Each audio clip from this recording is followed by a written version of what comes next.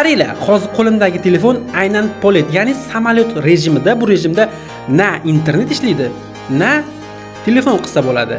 Men sizlarga hozir shunga qo'ng'iroq qilaman, chaqiradi. Shu telefon polet, ya'ni samolyot holatda bo'lsa ham chaqiradi qo'ng'iroq. Agar chaqirsa, shu videoga bitta like bosib qo'yasiz. Chunki shu narsani men sizga o'rgataman. Aynan shu videoda nimaga o'rgataman? Kimgadir foydali bo'lishi mumkin va kimgadir qiziqarli bo'lishi mumkin. Polet, bu qachonqa video bas, mana ko'pchilik video deb o'ylashi mumkin. Sen video qilib olgansan deb o'ylashi mumkin, video bas. Ikkinchi telefondan telefon qilaman. Ovozni eshitishlar mumkin chaqirishini. Ketdi. Bitta like.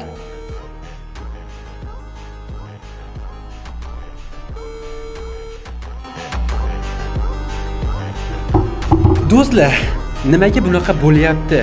Men sizlarga hozir shunaqa telefonda shunaqa joyi bor. Bu narsa juda ham oddiy narsa. Sababi nimaga?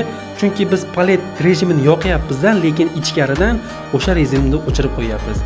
Ya'ni sen telefonga sviyazni o'chirgin, uzgin mutlaqo deb buyruq beryapsiz, lekin ichkaridan buni yoqib qo'yapsiz.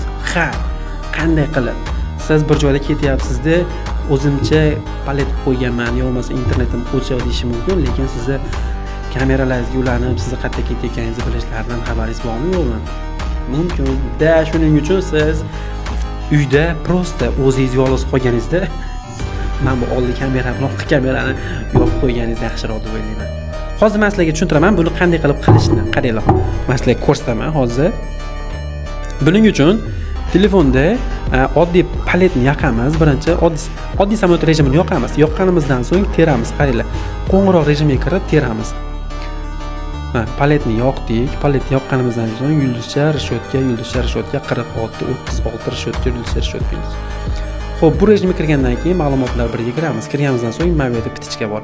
Aynan shuni yoqamizda bo'ldi. Biz sviyazni yoqdik. Internet ham ishlayveradi, nima bo'lsa bo'laveradi. Telefon ham qo'lga kelaveradi, lekin polet rejimida turadi. Shunaqa. Bu shunchaki oddiy life hack. Oddiy.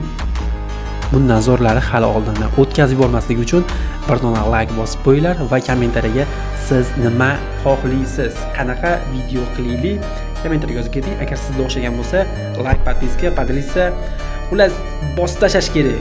Gap yo'qlar bilan Ustix, rahmat.